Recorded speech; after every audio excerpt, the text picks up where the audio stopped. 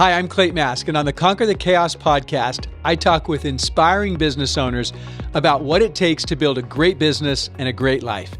That means more money, more time, more control, more impact, more freedom. So keep listening to hear the tough lessons they learned so you don't have to repeat them. Welcome, everyone, to this episode of the Conquer the Chaos podcast. I am Clate Mask, your co-host and CEO of Keap, and I'm so excited today to bring to you someone with great wisdom that is going to help you conquer the chaos, and in particular, practice the 3 personal keys to success. I'm going to now welcome Michael Hyatt. Thank you so much, Michael, for being with us. Clate, thanks for having me. You bet. Thanks so much. I would love for the audience to get a little bit of a taste of who you are. You know, you and I have gotten closer here in the past year or so. But we've had, in the past, we've had a relationship from a business standpoint with your usage of Keap. And then more recently, you've joined our advisory board and we've gotten to know each other. And I've loved and just thrilled at how the 3 personal keys to success that we talk about in Conquer the Chaos fit so well with what you teach. So why don't you take just a minute and share with our audience a little bit about you and what you and your company teach? Well, thank you. We believe in something called the double win, and that everybody deserves to have the double win, which is to win at work and succeed at life. And so many business owners are willing, or at least it seems this way, that they're willing to sacrifice everything for the success of their business. And so it's not unusual to meet people that have got a very successful business, but have a very toxic marriage, or their health is falling apart, or their most important relationships are in trouble. And that doesn't have to be true. It requires some planning and it requires making some decisions, but it can be done. So, in terms of me, I've been married for 46 years to my first wife, and we have 5 grown daughters. We have 10 grandchildren, and all of them live within 20 minutes of us, and the 10 grandkids live within 5 minutes of us.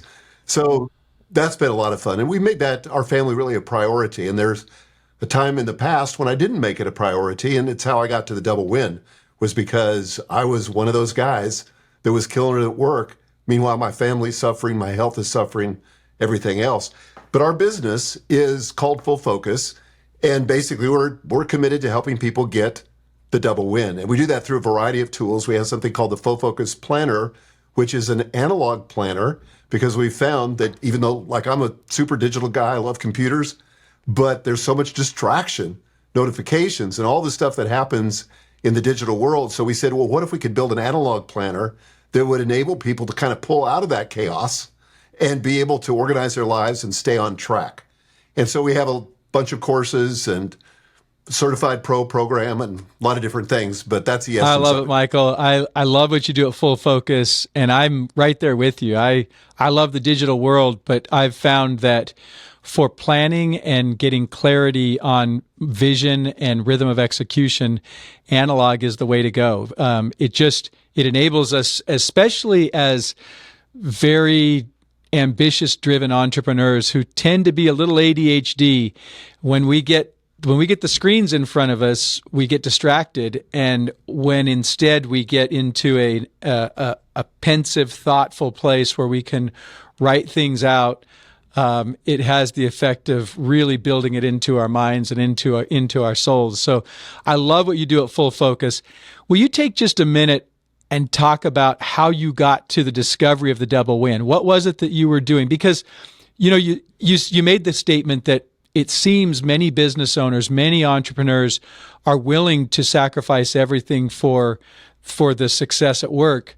And, obviously I see the same thing, and I'm super passionate about it, which is one of the driving reasons I wrote the book. But what I've found is it happens very subtly, and people they're not intentional, they're not consciously aware of what's happening. And so, like you said, it seems that they're willing to sacrifice, but if you ask them straight up, they'd say, no, that's not what I want to do. I don't want to do that. So how did you get sucked into that world of focusing totally on business? Certainly I've been there as well, so I understand it. But I'd love to hear a little bit about your story that led to the discovery of the double win. Yeah, thanks for asking. So yeah, I spent most of my career in the book publishing industry, and I just loved books and loved that business, loved the mission of our company. I was working at Thomas Nelson Publishers here in Nashville, where I reside. Thomas Nelson is now owned by HarperCollins. It's the seventh largest book publisher in the country. But I was working there, and I got this opportunity to become the general manager for one of Thomas Nelson's 14 book publishing divisions. So it'd been a lifelong dream. I was super excited about it, but I discovered a few days into the job that that division, out of 14 divisions, was dead last in revenue production, in profitability, in divisional morale. I mean, every metric you could measure, we were last. And so the CEO said to me, I was reporting to him, he said to me, "How long will it take you to turn this division around?" And I just pulled a number out of the air and I said, "I think it's going to be about 3 years." And he said, "Well, it's kind of what I was thinking too."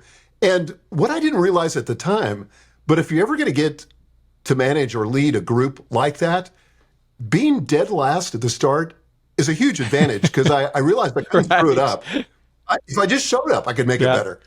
So we rolled up our sleeves. We were working nights and weekends, and my whole entire team was. And so we were able to turn that division around in a year and a half. We went from number 14 to number 1. Fastest growing division, most profitable division, best morale, partly because, the morale part, because we all got the biggest bonus checks we'd ever gotten because we turned that division around. I got a check that was bigger than my annual salary. I couldn't believe it. I was giddy.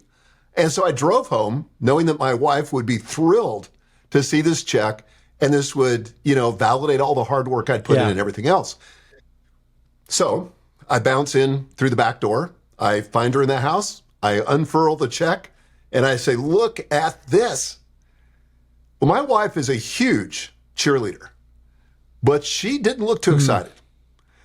And so she looked at that check and she said, "I think we need to talk." And my heart sank. So we walked into the den, we sat down, and she began to tear up. And she said, "First of all, I want to just say that I love you and I appreciate everything you do for our family. But I got to be honest, you're never home. And even when you are home, your head's somewhere else. You're distracted. And your 5 daughters need you now more than ever." And then she started to cry and she said, "If I'm honest, I feel like a single mom." Well, that was like a spear through my chest. I mean, I felt it was not what I was going for. I just thought, wow. And I also felt very conflicted, Clate, because I thought, how do I make this work? And I felt like I was facing something I now call the impossible choice. You can win at work or you can succeed at life. You can't do both. And most business people, when they get in that position, they do one of two things. Either they decide to just look, I'm going to put my family, my health, do the minimum, try to make this work in the business, and someday I'll give my family the time and attention they deserve. Some people are a little smarter than that, and they apply the ambition brake and say, whoa, I'm going to throttle back my ambition for the sake of my family and health. And honestly, for people that are really high achievers and all that, that's not very satisfying either. So I began this quest, asking myself the question, could there be a third way where you could win at work and succeed at life? And so that became a multi-year quest and became my life's mission. So yeah, that's how it all started. I absolutely love it. I love it because, the experience the personal experience you had, you're very fortunate that you had a wife that spoke up and was very clear about what she wanted and what was happening. Because a lot of times for the successful entrepreneur that's going down this path, everybody sort of gets sucked into the success at work and the paycheck and the money that's coming in. And it can be a very subtle boiling the frog way of getting to a place where there are a lot of regrets. And I love that your wife was able to articulate clearly what she needed, what the kids needed, and that you were in a place where you could hear it, even though you got that check. Because I love your point that when you're in that situation, you feel like you can't win. You feel like, gosh, I'm trying to do and what makes it all the more challenging is the entrepreneur's ego is sitting there saying, look, you're doing this for the family. Come on, how come they don't appreciate you? Why and the reality is you are doing it for the family to a certain extent. But there's also a part of it that the ego is very appeased and gratified by the success, the size of the check, the wins. Those things are all intoxicating to the business owner and the entrepreneur, if we're very honest about it. But you were able to hear it and take stock and go, okay, I need to make some adjustments. And I think part of the reasons why I feel like we're kindred spirits is that I've been through something very similar. I recognize what it is for entrepreneurs when they're in that place where it feels like I can either win at home or I can win at work, but doing both seems impossible. And I came at it from the place of automation, which changes the game and puts more hours into the day for the entrepreneur. And secondly, sort of the planning and the organization. And I think you came at it from the place of the planning and the organization. And then secondly, the automation, which is kind of the sort of the inverse or sort of the complement to the way that I've done it. But in both cases, I think we're both just super ambitious, driven CEOs. You were you left out the part that you became the CEO of the publishing company, which I know you had that experience and had a public company board of directors, all of that.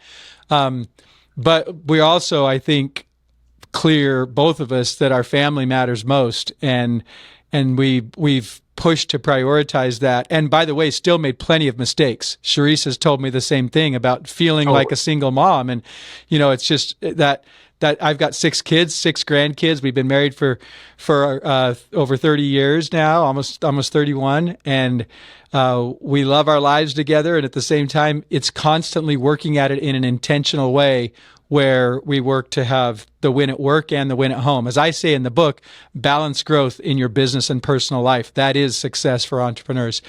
So thank you for sharing that. I love it. Maybe, one thing you've shared before that I think really helps the mindset of the entrepreneur when they're in that place where they feel like, gosh, I can't win. And again, the ego plays this trick on you, like, why try? Because, it's so challenging to try to get this double win. And balance is not worth pursuing. It's really more about harmony. You hear all these different things. When the reality is, semantics aside, we're just trying to succeed both at home and in our work. And you made a point that I think really helps people set their minds, the mindset right. And you shared that with me about what the entrepreneur needs to admit in order to be able to get into that place where they can win. You want to share a little bit about that, about just how it is too much? Yeah. I think most entrepreneurs I meet are also overwhelmed. Yes. They've got too much to do. And you've got to come to the place where you admit that there's more work to be done than you can humanly get done. And the truth is that not all work is created equal. Some work really moves you forward, both in your personal life and in your business life. Some work is just kind of busy work. And I think that one of the things we have to admit as entrepreneurs, and particularly I see this in a lot of men,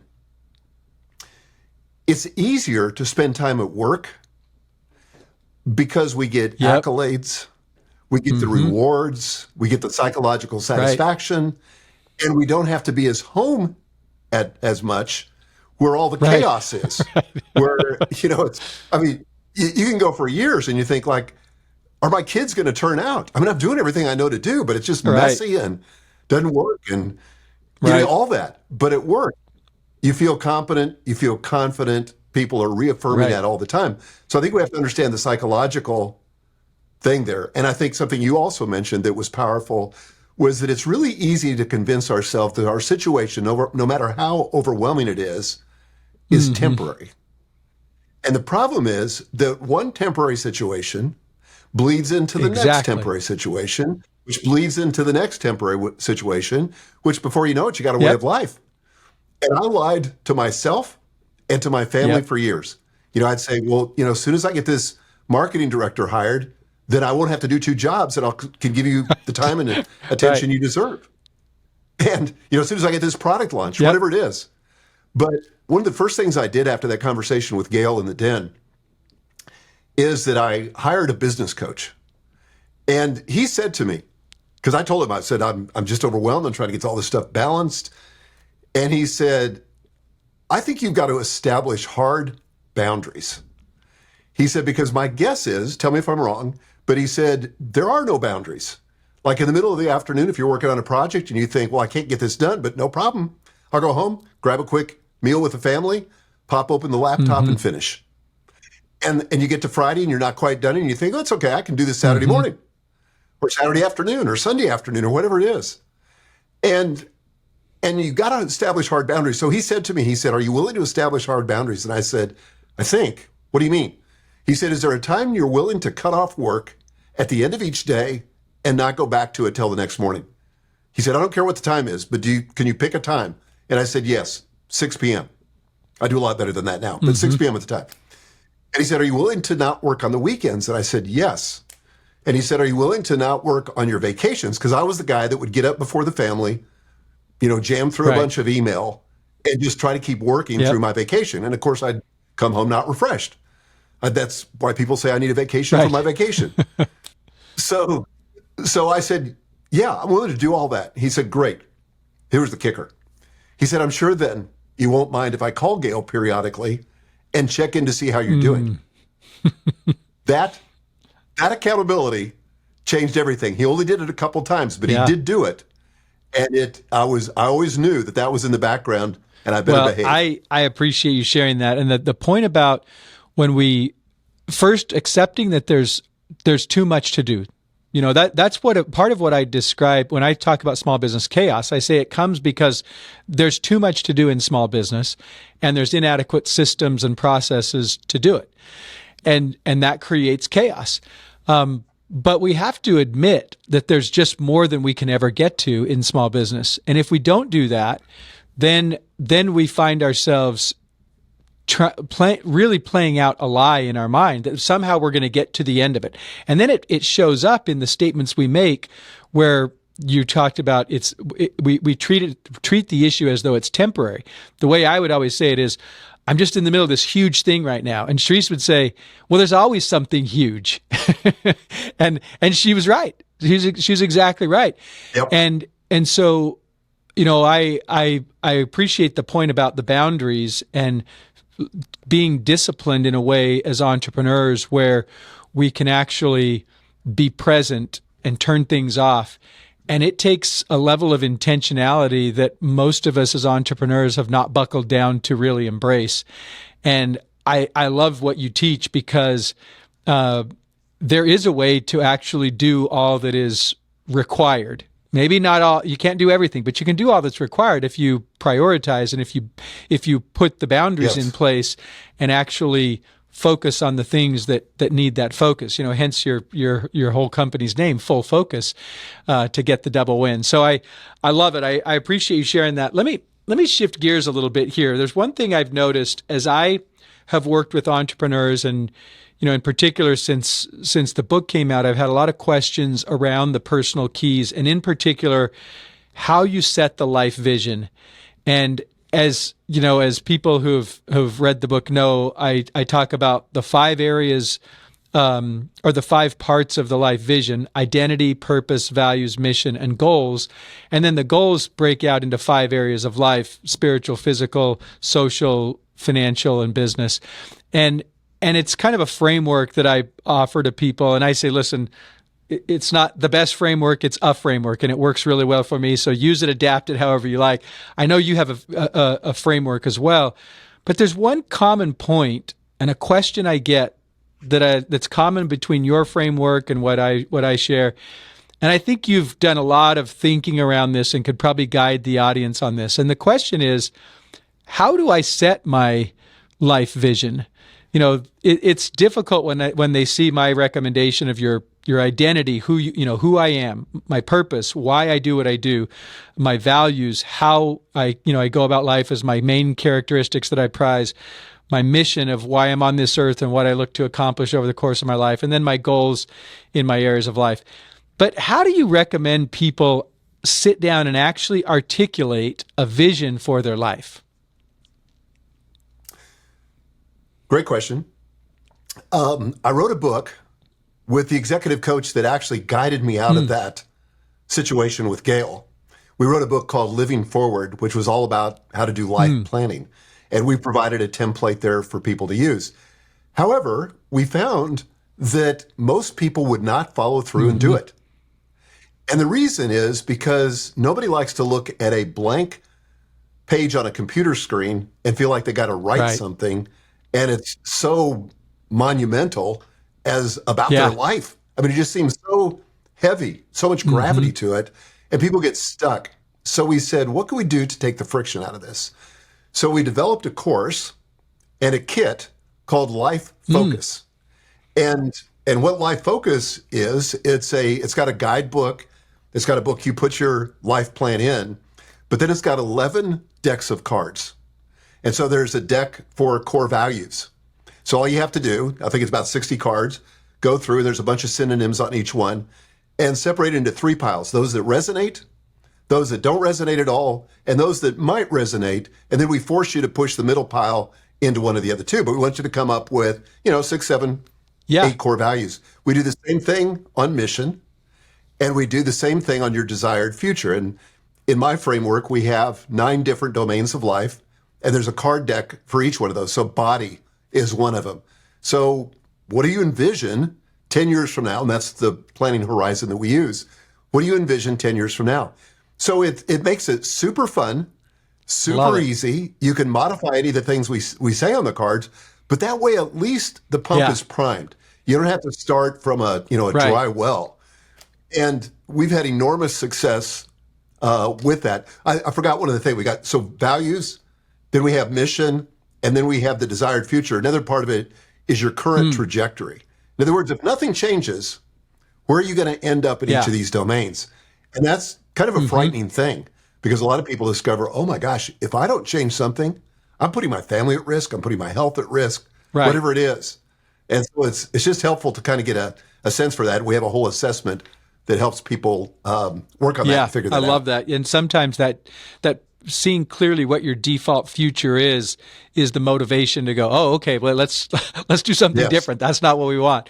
Well, I love that exercise. It sounds like it would be a great use. And so we'll put that, maybe we can put that URL in the show notes for people to go to for the life planning and full focus, because I do know it can be hard for people.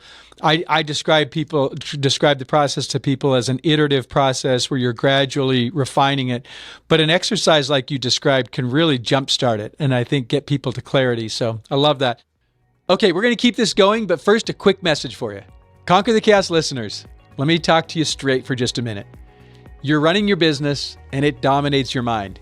It can be very difficult to take a step back and see what's needed to create balance in your business and your personal life, and to create great growth and development and progress in your business and personal life. One of the most powerful ways to gain the perspective that you need is to get away from things and immerse yourself in an environment where you're going to be inspired, where you can see possibilities, where you can create connections, and where you can learn and grow and develop. And I know of no better place for entrepreneurs than Keap's Let's Grow Summit. For years, we ran this conference as just an amazing mecca for entrepreneurship. And then, truth be told, for a few years, we didn't run it. We got back to it last year, and this year we're putting it on, and it is going to be awesome. I am so excited about this, and I want you as our listeners to not miss out on this event. It's going to be November 20th through the 22nd, downtown Phoenix, with the main days being the 21st and the 22nd. You can register for it by going to keap.com/letsgrowsummit. That's keap.com/letsgrowsummit. And you can take advantage of our early bird registration pricing, which expires the end of July.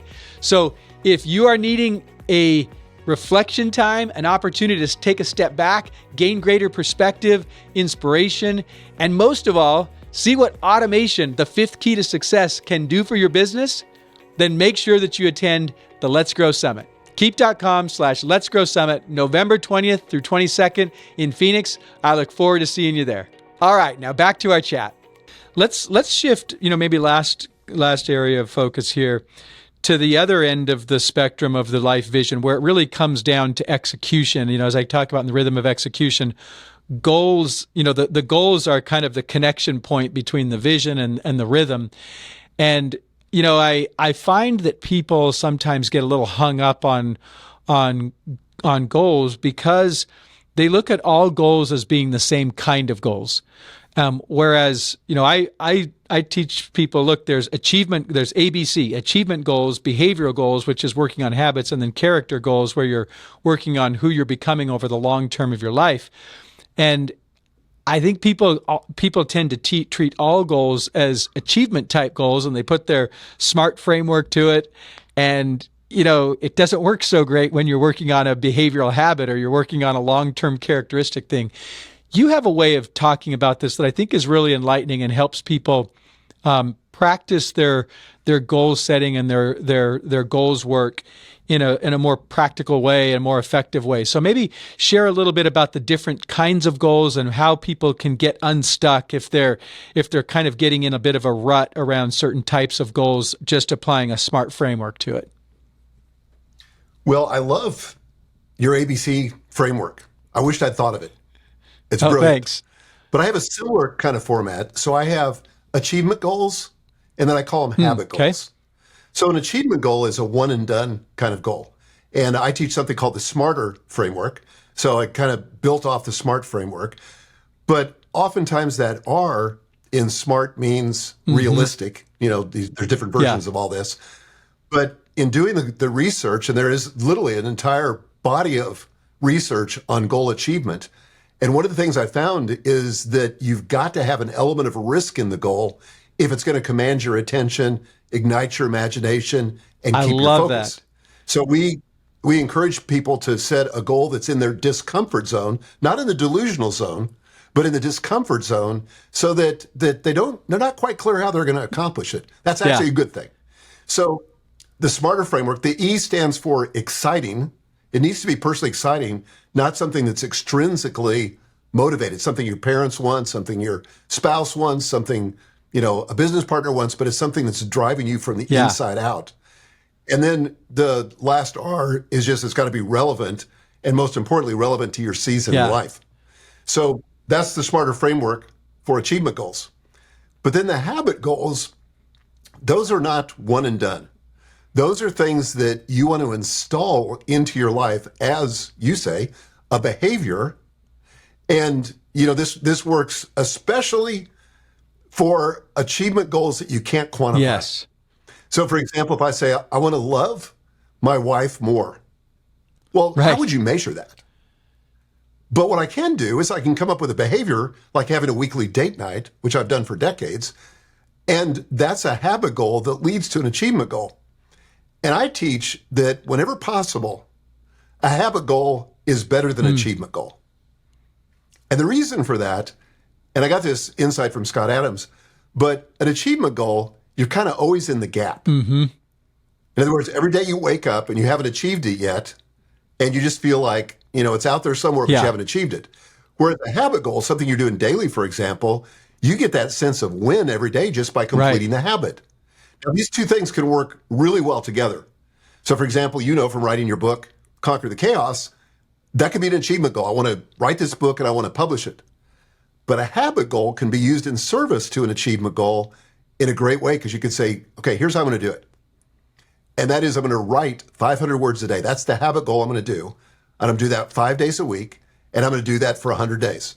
Boom, got the book. Yep, I love it. I love your point in particular about the habit goal being even a higher, having a higher status in the mind of the person than the achievement goal, because a lot of times we get so hung up on the achievement and being able to check that box and stick the flag in the ground, but it's the habit goals that are creating that are increasing our capacity to achieve greater and greater heights. And so if we want to achieve more, then we need to put more emphasis on the habit goals, is what I'm hearing you say, and actually more pride and satisfaction and fulfillment around the habit goals, because that's what leads us to becoming better, achieving more, and ultimately getting to the destination that we want to. So I love that, because you can, like you said, you can look at and see, okay, date night every week. And, I hadn't quite framed it up that way for people.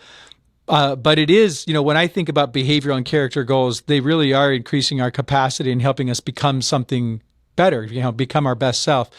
So thanks for that. And by the way, I love your smarter framework. I wish I had read that before I wrote the book, because when I wrote my book, I called it SMART with an exclamation. And I said specific, measurable, achievable, relevant. And relevant is to the bigger picture of what we're working on. It's a piece that leads up to something bigger.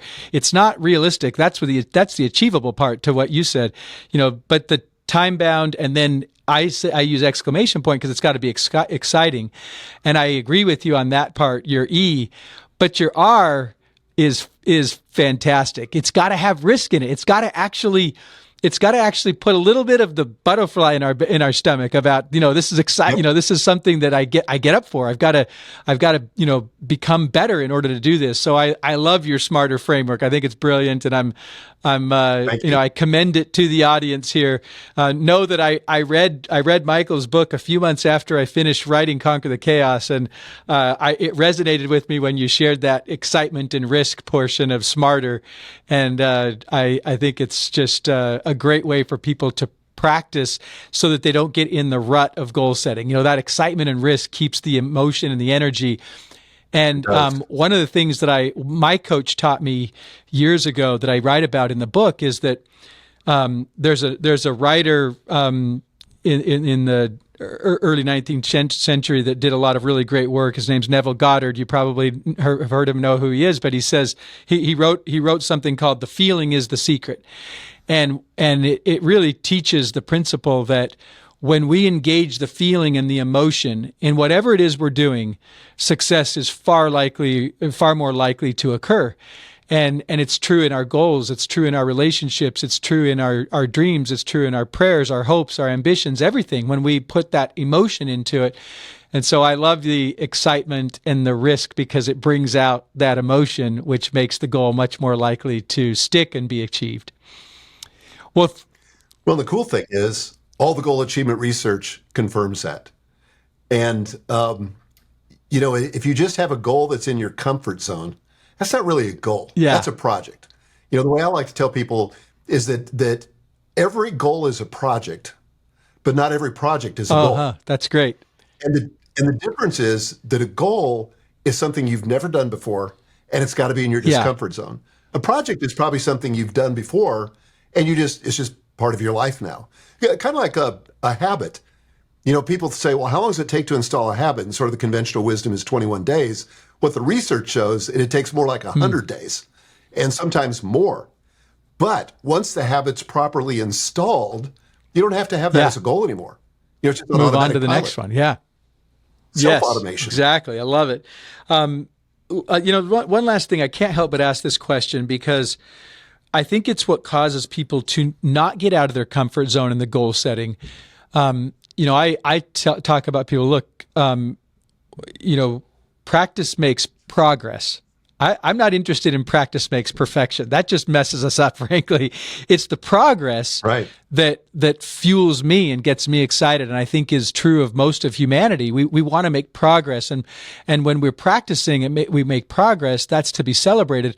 And because I, in many ways, try to live by that mantra, I don't worry so much when I fall short of goals, and I find that it enables me to, reach further and get out of my comfort zone. It's the old, shoot for the moon and it's okay if you hit the stars. But what do you tell people when they're bashful or inhibited in their goal setting and the riskiness of the goal because they don't want to fall short of it and they don't want to feel like they've failed? How do you help guide people through that?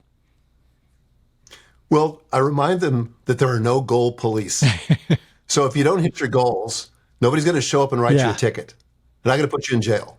And in fact, if you're not missing 20 to 25% of your goals, you're not aiming high enough. And I regularly love that, Michael. I love it. Okay, did you hear that, people? If you're not missing 20 to 25% of your goals, then you're not aiming high enough. Love that. Yeah, and it's okay because, again, if you don't try, you could be very successful. I had one of my, I do some personal coaching, limited amount of personal coaching for business owners, and I have one person, a client, who missed her plan for her launch by, I don't know, it seems like it was maybe $50,000. This was like, a multi-million-dollar launch. A slight rounding error. Yeah, and I'm like, inside I'm thinking to myself, are you kidding me? But I had to really kind of walk her through that because she felt a little bit like she just didn't cut it. I said, no. And, we both learned this from Dan Sullivan, his book, The Gap and the Gain. But he talks about it's all what you measure it against. If you're going to measure it against the goal, which, oh, by the way, was a total guess. Right? But if you measure it against your performance last year, well, what did we do last year? Well, we're 46% up on our goal from last year. I think I'd call that a win. Exactly. Measuring from where you started. I love the gap and gain principle and how much you've gained from where you started instead of constantly looking at the gap where you're not there yet. It's such a great way to think of it. But I love the 20 to 25%. It reminds me, in my goal planning method, each quarter I have usually 3 goals for each of my 5 areas. So I have 15 goals that I'm working on. And I find that if I'm somewhere in that 10 or 12 that 10 to 12 that I've achieved, I feel great. If I'm less than 10, I'm feeling like, wasn't a great quarter, but I don't know if I've ever had all 15. It's just that's not realistic. A lot of times I need to roll them over to the next quarter. Sometimes I realize, I kind of pulled that one out of the air and it was a little naive in the way that I approached it. It got me excited. It got me fired up, but it was a little bit far fetched. But I find myself perfectly satisfied to achieve 10, 11 of those 15 things. And I'd rather do that than set 3 or 4 and get all 3 or 4. I like the stretching myself. So I love the giving yourself permission to miss 20 to 25% of the time as an indicator that you must not be thinking big enough if you're missing less than that.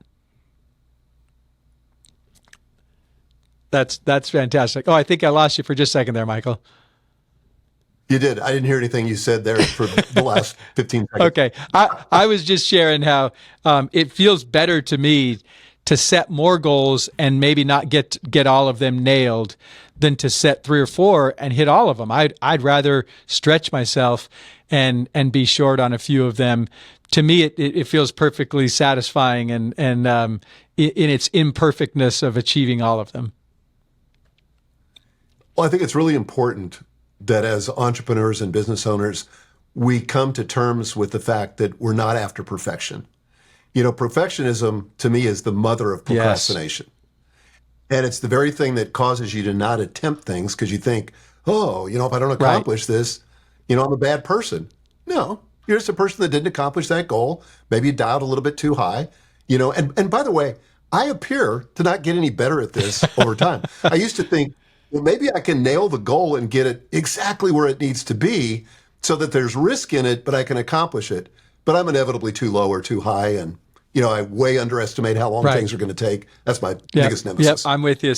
I've experienced the same thing. And to me, that's just the art of it. And it's fun to practice it. And I agree with you that there's no, perfectionism is really, fights against the progress and the goal achievement that we want. So I appreciate you sharing all that. This has been a ton of fun talking. I appreciate you sharing your wisdom with our audience and to all of the listeners. I commend his work and his stuff to you. Where can they learn more, Michael? Is there a resource you have for them or someplace they can go to learn more about what you do at Full Focus? Yeah, the best place to go is to fullfocus.co. Not .com, but .co. Or if you just want to Google Full Focus, it'll take you right there. But our planners, the Life Focus course, our podcast, all the stuff is referenced there. Fantastic. Fullfocus.co. You can learn more about what Michael and his company, Full Focus, does for business owners, entrepreneurs, helping them to get the double win, which is, a similar way that I describe success for entrepreneurs, balanced growth in your business and personal life. Thank you so much, Michael, for sharing your wisdom. Appreciate the opportunity to learn from you as well. And I know our audience will love this podcast episode and an opportunity to practice getting that double win in their lives through through the intentionality of their life planning, their rhythm of execution. Until we get together next time, everybody, keep growing and make sure that you are focusing on that double win, as Michael Hyatt says. Thanks, everybody. Take care. Thanks so much for listening. Subscribe right here on YouTube or in your favorite podcast app to make sure that you don't miss a single episode of the Conquer the Chaos podcast. And hey, if you like this episode, let's get this out to more entrepreneurs. We all know that it is not easy to grow a great business and a great life. And so let's get this message out to others. Make sure that you hit the like button, that you comment, and that you share it with others so that we can help other entrepreneurs build a great business and a great life as they conquer the chaos. Keep going, keep serving, and keep growing.